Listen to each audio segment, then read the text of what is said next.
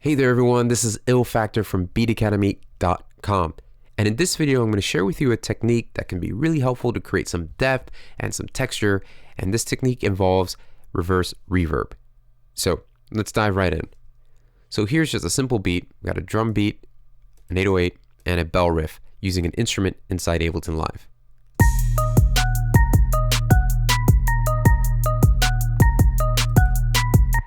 So let's focus our attention on this bell riff here.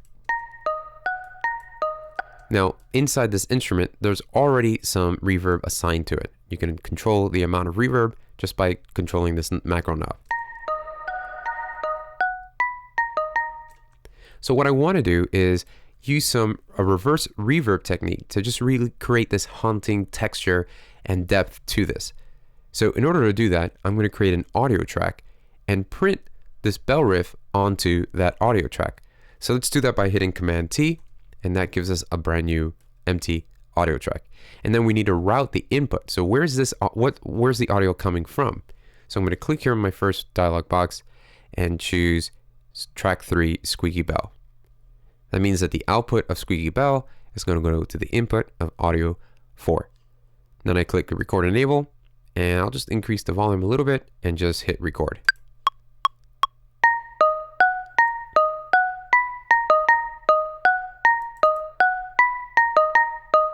Cool.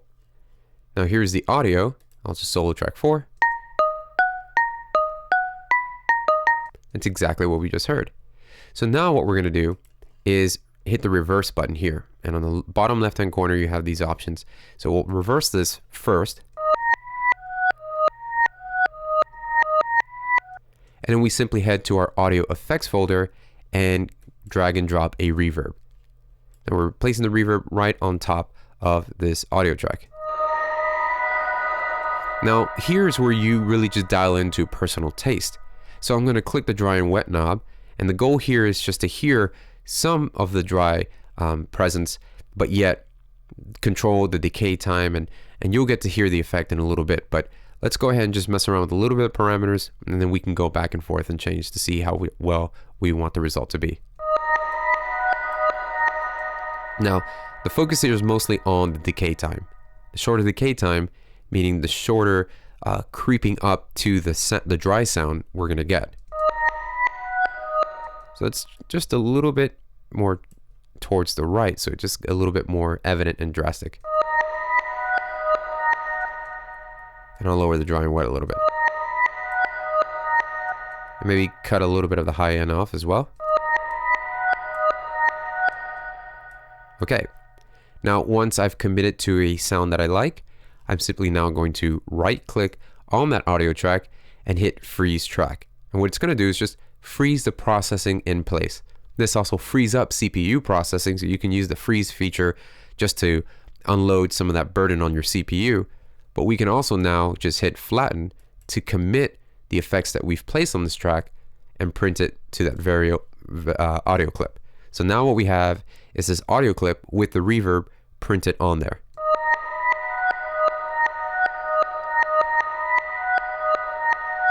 Now we simply hit the reverse button,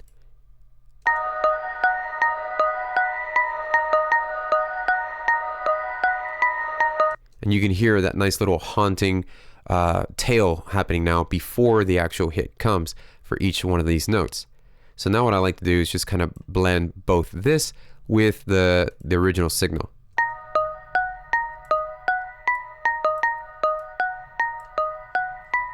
So now we can go back to this original signal, give a little bit more reverb that's already inside the instrument rack. And now I can duplicate this audio track by hitting Command D, going to the same audio that's duplicated. And what we're going to do here is we're just going to pitch this down a whole octave. This is all just a part of just creating that texture. And I'm going to audition that. So then we can layer all three together.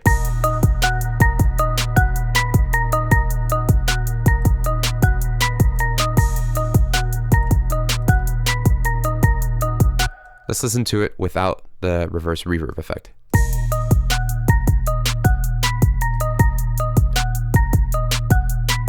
I mean, that's cool, but when you add the reverse reverb effect, it really does help give some dimension to it.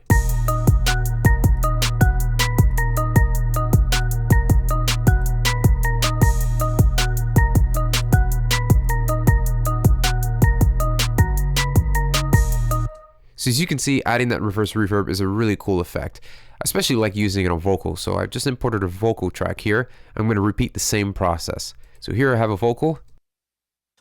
I don't want this fame to be. So now I want that haunting creeping up of the reverse reverb to introduce this vocal. So we'll do the same thing, but first we got to do is let's go ahead and reverse this vocal. Well, since I'm just going to use that section, I'll crop it and then reverse the vocal.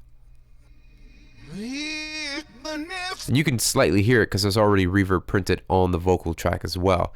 But I'm going to make it a little bit more dramatic. I'm going to put the reverb on there, and we'll do the same principle that we've applied to the bell riff.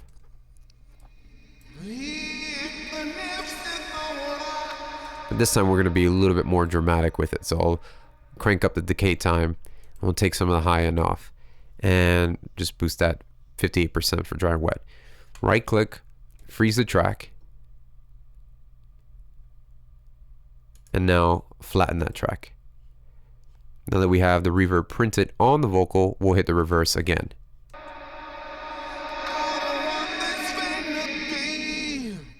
So you get that nice cool effect happening.